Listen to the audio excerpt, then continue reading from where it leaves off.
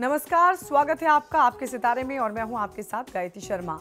2015 की स्वागत की तैयारियों के लिए आपने बहुत कुछ प्लान किया होगा, क्या करना है, कैसे नया साल मनाएंगे, लेकिन इसके साथ साथ ये भी तैयारियां कर लेनी चाहिए कि कैसे 2015 को शुभ और सफल बनाया जाए। जी हाँ, इसलिए आज हम जानेंगे कुछ खास शक्तिशाली उपाय जिन्हें करके आप 2015 को बना सकते हैं शुभ। साथ ही जानेंगे आज का राशिफल भी। तो देर कैसी, शुरू करते हैं आपके सितारे। आने वाला है 2015, चमकाएं अपना भाग्य, पाएं गरीबी और परेशानियों से मुक्ति। जानिए पंडित वैभवनाथ शर्मा से 2015 को शुभ और सफल बनाने के उपाय। आपके सितारे में आप अपनी हर परेशानी का हल जान सकते हैं और अपने सवाल पूछ सकते हैं। स्टूडियो में साथ देने के लिए मौजूद हैं विश्वविख्यात ज्योतिषाचार्य और वास्तुशास्त्री पंडित वैभवनाथ शर्मा। आचार्य जी, बहुत बहुत स्वागत है आपका। जी नमस्कार। तो अगर आप अपने मन में कोई सवाल रख रहे हैं तो आप भी हमें कॉल कर सकते हैं। हमारे नंबर्स लगातार आपकी टीवी स्क्रीन पर फ्लैश हो रहे हैं। आप हमें हमारे टोल फ्री नंबर पर भी कॉल कर सकते हैं। आप हमसे सीधी बात कर सकते हैं। हमारा टोल फ्री नंबर है 180010263003। आप इस नंबर पर मुफ्त में कॉल करें। इसके अलावा आप हमें हमारे लैंडलाइन नंबर्स 012046463332 और 012046463327 पर भी कॉल करके हमसे सीधी बात कर सकते हैं। आइए सबसे पहले जानते हैं आचार्य जी से आज का पंचांग। जी बिल्कुल, आज का पंचांग इस प्रकार है। विक्रम संवत 2071 मास चल रहा है पौष और पौष मास के कृष्ण पक्ष की आज अष्टमी तिथि है। सोमवार का दिन है। नक्षत्र है उत्तरा फाल्गुनी, योग है आयुष्मान और करण है कौलव। तो चलिए, ये तो बात रही पंचांग की और आइए अब 12 राशियों के राशिफल पर भी गौर फरमा लेते हैं और सबसे पहले जानते हैं मेष राशि। कैसा रहेगा मेष राशि का आज का दिन, क्या करें और क्या करने से बचें। मेष राशि वाले जातक लोगों के लिए आज किसी भी कार्य को आरंभ करने से पहले उस कार्य के विषय में संपूर्ण जानकारी आपको प्राप्त कर लेनी चाहिए, अन्यथा ऐसा ना हो कि आपको कहीं किसी प्रकार से धोखा मिल जाए। ओम शिवाय नमः इस मंत्र का 108 बार जाप कर लेना आपके लिए सर्वोत्तम होगा। मानसिक थकान और उदासीनता को आप अपने ऊपर हावी मत होने दीजिए। चलिए, ये तो बात रही मेष राशि की और अब आइए जान लेते हैं वृषभ राशि वाले आज क्या करें और किन चीजों का रखें ध्यान। वृषभ राशि वाले जातक लोगों के लिए आज का दिन बहुत ही शुभ हो सकता है। आपके लिए सर्वोत्तम ये होगा कि आज इस बात का आपको ध्यान रखना है कि आप जो भी निर्णय करते हैं वो दिल से नहीं, अपने दिमाग से, बुद्धि विवेक से सोच समझ करके निर्णय लेंगे तो जो भी निर्णय करेंगे वो आपके पक्ष में जाएगा और आपको बहुत अच्छी सफलता मिलेगी। आज के दिन को शुभ बनाने के लिए ओम शाश्वताय नमः मंत्र का 108 बार जाप कर लेना आपके लिए सर्वोत्तम होगा। आज यात्रा करने से बचना चाहिए। चलिए, अब जान लेते हैं मिथुन राशि वाले आज क्या उपाय कर सकते हैं। मिथुन राशि वाले जातक लोगों को आज दिनचर्या में कुछ सावधानी रखने की आवश्यकता है। आज आप लड़ाई झगड़े वाद विवाद से दूर रहें तो इसमें आपको फायदा मिलेगा, इसी में आपकी भलाई है। आज आप जो भी कार्य करते हैं उसको बहुत ज्यादा रिस्क उठाने की जगह साफ सुथरे तरीके से, एकदम सीधे शांत तरीके से करेंगे तो फायदा मिलेगा। आज के दिन को शुभ बनाने के लिए ओम शांताय नमः मंत्र का 108 बार जाप कर लेना आपके लिए सर्वोत्तम होगा। आज क्रोध करने से बचना चाहिए। तो चलिए, अब जान लेते हैं कर्क राशि वालों का भी आज का दिन कैसा गुजरने वाला है और क्या कुछ उपाय उनको करने चाहिए। कर्क राशि वाले जातक लोगों को आज आपको यश और कीर्ति दोनों की प्राप्ति होने वाली है। आज किस्मत का साथ आपके साथ बना हुआ है। अपनी भावनाओं को नियंत्रित रखना आपके लिए आज आवश्यक होगा। आज के दिन को शुभ बनाने के लिए ओम शक्ति संयुक्ताय नमः मंत्र का 108 बार जाप कर लेना आपके हित में है। आज अगर आप कहीं निवेश करना चाहते हैं तो उससे आपको बचना चाहिए। क्या कहते हैं सिंह राशि वालों की आज के सितारे, आइए जान लेते हैं। सिंह राशि वाले जातक लोगों के लिए खासतौर पर विद्यार्थी वर्ग को आज पढ़ाई लिखाई में कुछ ज्यादा मेहनत और परिश्रम करना पड़ेगा और उसके अलावा अपने पारिवारिक मामलों को समाप्त करने के लिए आज आपको कुछ महत्वपूर्ण निर्णय करने पड़ सकते हैं और ऐसा निर्णय करिए जिसमें सभी परिजनों का हित शामिल हो, किसी के साथ पक्षपात ना हो जाए। आज के दिन को शुभ बनाने के लिए ओम वीत भयाय नमः मंत्र का 108 बार जाप कर लेना आपके लिए सर्वोत्तम होगा। आज झूठ बोलने से बचना चाहिए। चलिए अब जान लेते हैं कन्या राशि वाले आज क्या करें। कन्या राशि वाले जातक लोगों के लिए आज दिन और परिस्थितियां आपके पक्ष में हैं। चीजें आज आपके हिसाब से चलेंगी। किसी विषय पर लोग आपकी राय जानने आ सकते हैं, तो अपना मत व्यक्त करते हुए, अपने विचार को व्यक्त करते समय बहुत सोच समझ करके आप कोई विचार किसी को सुझाव दीजिए। आज के दिन को शुभ बनाने के लिए ओम विभुदेश्वराय नमः मंत्र का 108 बार जाप कर लेना आपके लिए सर्वोत्तम होगा। आज ऐसा कोई भी व्यवहार ना करें जिससे किसी के दिल को, किसी की भावना को ठेस पहुंचे। और चलिए अब जान लेते हैं तुला राशि वाले आज क्या करें, क्या करने से बचें और कैसा उनका आज का दिन गुजरने वाला है। तुला राशि वाले जातक लोगों को आज की दिनचर्या में पुरानी बातों को भूल जाना चाहिए। जो हो गया है उसे भूल जाएं और आने वाले समय के बारे में सोचें। अच्छा समय आपका इंतजार कर रहा है।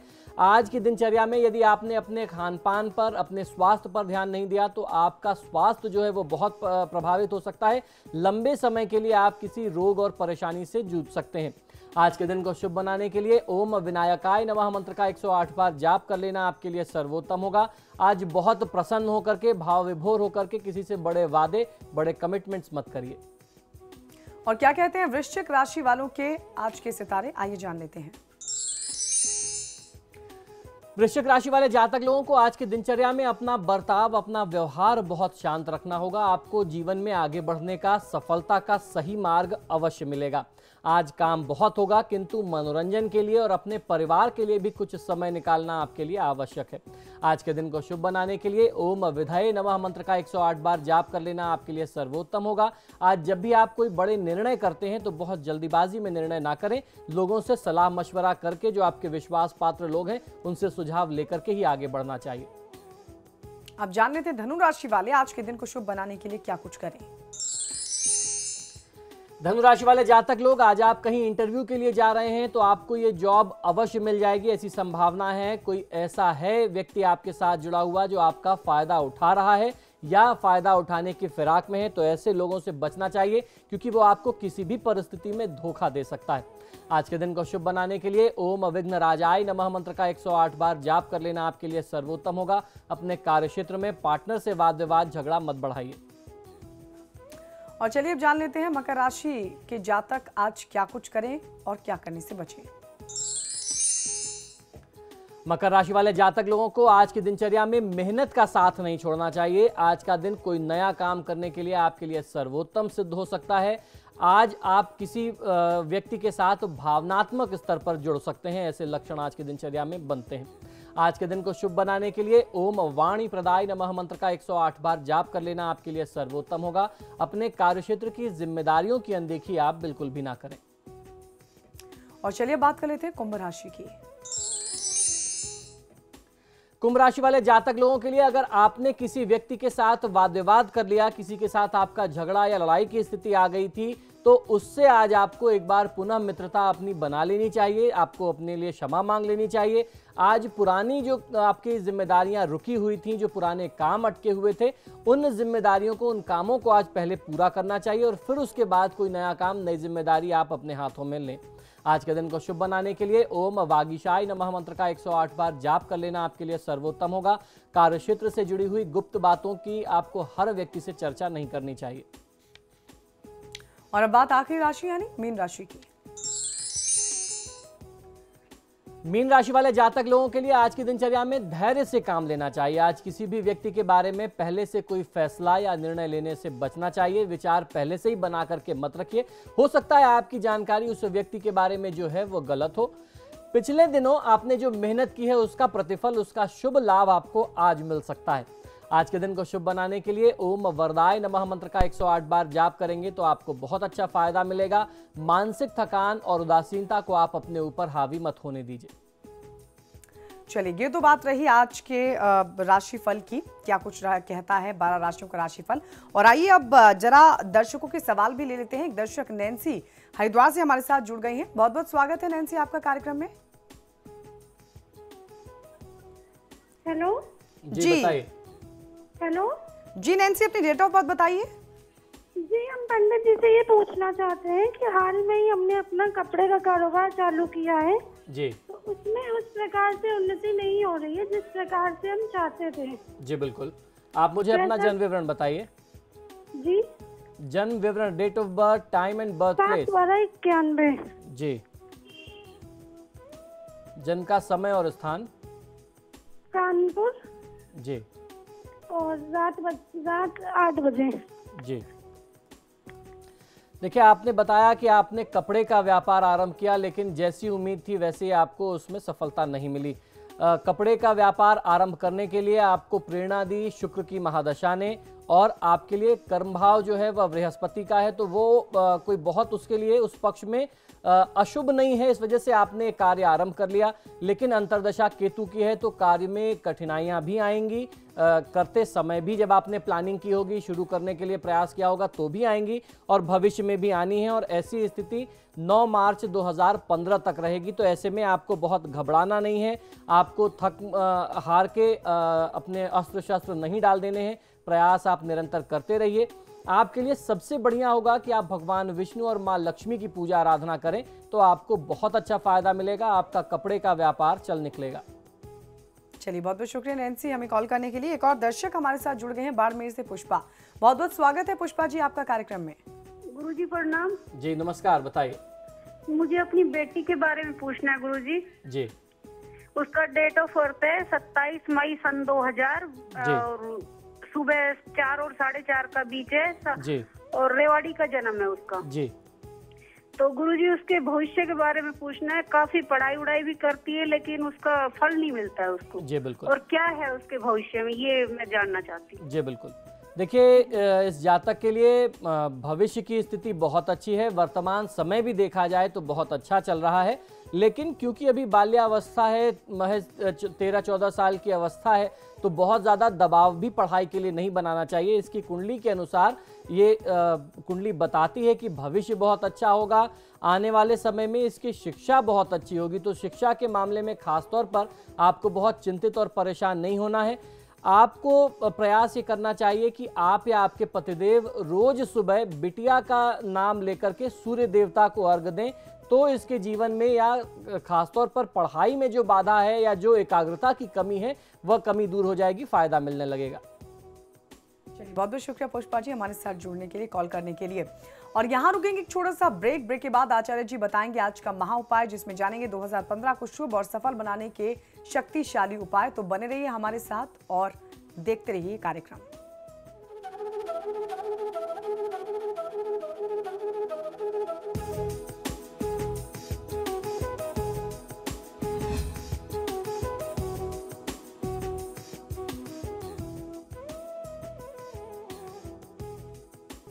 ब्रेक के बाद स्वागत है आप सभी का हमारे खास कार्यक्रम आपके सितारे में।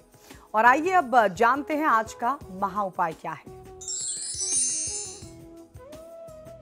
जी बिल्कुल, गत शनिवार को हमने आपको वर्षफल बताया सभी 12 राशियों का कि 2015 में 12 राशियों का वर्षफल कैसा रहने वाला है, कैसा आपके लिए 2015 बीतेगा। साथ ही साथ हमने आपको कुछ उपाय बताए थे जिनसे आप आने वाले वर्ष को शुभ बना सकते हैं। उसी क्रम को, उसी कड़ी को आगे बढ़ाते हैं और आज हम आपको महा उपाय में 3 ऐसे शक्तिशाली उपाय बता रहे हैं जिन उपायों को अगर इस साल के अंत में अगर आप कर लें या नए साल के आरंभ में कर लें तो निश्चित कह सकता हूं, गारंटी के साथ, दावे के साथ कह सकता हूं कि आपको किसी भी प्रकार की असुविधा नहीं होगी और आपका भाग्य नए साल में 2015 में चमकेगा, आपका साथ देगा। और जिस प्रकार की खुशियां और सफलता आप अपने लिए और अपने परिवार के लिए चाहते थे वह आपको इस वर्ष में जरूर मिलेंगी। तो सबसे पहला उपाय सुनिए, 3 उपाय बताने जा रहा हूं, तीनों बहुत प्रभावशाली, बहुत चमत्कारी हैं। सबसे पहला उपाय ये है कि जब भी किसी खास काम के लिए आप घर से बाहर निकलते हैं तो आपको ये उपाय करना चाहिए। उपाय के अनुसार आपको करना यह है कि घर के बाहर अपने मुख्य द्वार पर, अपनी देहरी पर शुद्ध केसर से स्वास्तिक बनाएं और उस स्वास्तिक पर अक्षत यानी चावल और पीले रंग के पुष्प अर्पित करके उसकी पूजा करें। इसके साथ ही घर से बाहर निकलते समय सीधा पैर आपको अपना राइट लेग सबसे पहले घर से बाहर निकालना चाहिए। इस उपाय को करके आप अगर जाते हैं तो निश्चित ही आपको अपने काम में सफलता मिलती है। ये काम जो है अपने देहरी पर स्वास्तिक का निर्माण करके उसका पूजन करना घर में लक्ष्मी के आगमन को दर्शाता है। तो आप जब किसी अच्छे काम के लिए जाएं तो इसको करके जाएं तो निश्चित ही आपको उसमें सफलता मिलेगी और मां लक्ष्मी के आगमन का मार्ग आपके लिए, आपके घर में, आपके ऑफिस में आने का मार्ग प्रशस्त होगा। अब जानते हैं दूसरा उपाय जो दरिद्रता निवारण से मुक्ति के लिए नियमित रूप से इस उपाय को किया जाना चाहिए। ये उपाय रामबाण है और दरिद्रता निवारण में बहुत बड़ी भूमिका, बहुत बड़ा सहयोग कर सकता है। ये उपाय किसी तालाब या सरोवर पर ही किया जाना चाहिए जहां मछलियां हो। आपको करना यह है कि प्रतिदिन आटे की 108 गोलियां बनाएं और ये गोलियां मछलियों को खिलाएं। ये उपाय बहुत ही चमत्कारी है और बहुत ही जल्द इस उपाय से शुभ फल प्राप्त होते हैं। मछलियों के लिए आटे की गोलियां डालते समय आप लक्ष्मी जी का मंत्र या भगवान विष्णु का मंत्र उच्चारित करते रहें। आपको करना यह है कि इस उपाय को आप कम से कम 11 दिन या 21 दिन नियम से करिए। आप स्वयं अनुभव करेंगे कि जितनी भी आर्थिक समस्याएं आपके साथ थी, किसी भी प्रकार का आपके काम में बार बार विघ्न बाधा आ जाता था, सारे विघ्न बाधा दूर हो जाएंगे। जब ये उपाय पूरा होगा आपको उसके बाद से सफलता मिलना शुरू होगी और इसका प्रभाव इतना होगा कि पूरे साल आपके लिए जीवन में खुशियां मिलती रहेंगी आपको। अब आज का तीसरा और अंतिम उपाय, यदि आप लगातार परेशानियों का सामना कर रहे हैं और निरंतर कड़ी मेहनत और परिश्रम के बाद भी आपको सफलता नहीं मिल रही है तो नींबू से संबंधित ये उपाय आपको अवश्य करना चाहिए। ये उपाय सूर्यास्त के समय और खास तौर पर अगर रात में 10 से 12 के बीच में करते हैं तो बहुत अच्छा फायदा मिलता है। आपको करना यह है कि एक थोड़ा बड़े साइज का, एक थोड़ा बड़ा सा पीला नींबू ले लीजिए। नींबू का चयन करते समय आपको ध्यान ये रखना होगा कि नींबू बेदाग हो, यानी उसमें किसी भी प्रकार के कोई डार्क स्पॉट्स यानी काले धब्बे ना हो। उस नींबू को आप ले लीजिए और उसके साथ आपको एक लकड़ी के बेंत वाला प्रॉपर लोहे का चाकू चाहिए। स्टेनलेस स्टील के चाकू का प्रयोग इस उपाय में नहीं किया जाता है क्योंकि ये पूर्णतः वैदिक उपाय है और पुराने वैदिक काल में स्टेनलेस स्टील का प्रचलन नहीं था। तो लोहे का चाकू होना चाहिए जिसमें लकड़ी का हैंडल होता है। कोई भी कृत्रिम चीजें, आर्टिफिशियल चीजें स्टेनलेस स्टील जैसी ना हो तो ज्यादा बेहतर है। अब आपको करना यह कि इस नींबू को 4 टुकड़ों में काट लीजिए। इसके बाद घर के आसपास किसी भी चौराहे पर जाकर के चारों दिशाओं में इस नींबू के टुकड़ों को आप फेंकें और घर वापस चले आएं। घर लौटते समय पीछे पलट करके ना देखें तो ज्यादा अच्छा है। और खासतौर पर अगर ये उपाय मंगलवार या रविवार से आरंभ करके 9 दिनों तक कर लिया जाए तो समझ लीजिए कि आपकी सफलता की गारंटी हो जाती है। किसी भी प्रकार की बाधा नहीं होगी, किसी भी प्रकार से आपको असफलता का सामना नहीं करना पड़ेगा। जो लोग खासतौर पर बेरोजगार हैं उनके लिए ये उपाय रामबाण है। ये बहुत चमत्कारी है। जीवन के हर प्रकार के कष्ट को और दुश्वारियों को मिटाने के लिए ये उपाय बहुत प्रामाणिक होता है। कुछ लोग उस नींबू को चौराहे पर ले जाकर के काटते हैं तो दोनों ही केस में आप ठीक कर रहे हैं। अगर आप घर से काट के ले जाते हैं तो भी कर सकते हैं और वहां जाकर के भी काट के चारों दिशाओं में फेंक करके वापस आया जा सकता है। वापस आते समय आपको पीछे मुड़ के नहीं देखना है, इस बात का ध्यान रखिएगा। चलिए, तो ये रहा आज का महा उपाय। और आचार्य जी, चलते चलते कॉलर ले लेते हैं। झुंझुनू से सुमित्रा हमारे साथ जुड़ गई हैं। बहुत बहुत स्वागत है आपका इस कार्यक्रम में सुमित्रा। हाँ, नमस्ते जी। जी नमस्कार, बताइए। हाँ, मेरे बेटे के लिए पूछना है। जी बिल्कुल, आप उसका जन्म विवरण बताएं। एम फार्मा किया है जी। उसने शादी और जॉब का योग कब बनेगा? जी बिल्कुल, आप उसका जन्म विवरण बताइए। जन्म विवरण बताएं बेटे का। सुमित्रा जी, उनकी जन्म की तिथि, जगह और वक्त बताइए। और कलकत्ता और शाम को 8:35 बजे जन्म हुआ था। जी बिल्कुल, तारीख फिर से बताएं। तारीख 5 अक्टूबर जी। शाम को 8:35। वर्ष भी बताना होता है। हाँ, वर्ष, साल 88। जी जी, आपने जन्म का समय 8:35 शाम का बताया। जन्म का स्थान बताएं। कलकत्ता। जी, देखिए, आप जानना चाहती हैं कि बच्चे की नौकरी और विवाह का क्या संयोग बनता है। तो नौकरी के लिए ये समय बहुत अच्छा है। विवाह में अभी कम से कम 2 से 2.5 साल का विलंब दिखाई देता है, तो विवाह के लिए अभी चिंता नहीं करनी चाहिए। पहले बच्चे को आप ऐसी प्रेरणा दें कि वह अपने कार्यक्षेत्र में स्वयं को स्थापित कर सके। पहले परिवार की जिम्मेदारी उठाना सीखे, फिर विवाह के बारे में सोचना चाहिए। तो ये समय बहुत अच्छा है। इस समय में आप और ये जातक स्वयं भगवान गणेश जी की पूजा आराधना करके बहुत अच्छा फायदा जीवन में ले सकता है। चलिए सुमित्रा जी, बहुत बहुत शुक्रिया हमारे साथ जुड़ने के लिए, कॉल करने के लिए। आचार्य जी, आप हमारे स्टूडियो में आए, तमाम दर्शकों के सवालों का जवाब दिया और महा उपाय भी बताया। आपके लिए बहुत बहुत शुक्रिया जी, धन्यवाद। नमो नारायण। और इसी के साथ इस कार्यक्रम में फिलहाल इतना ही। कल फिर हाजिर होंगे इसी वक्त, तब तक के लिए नमस्कार।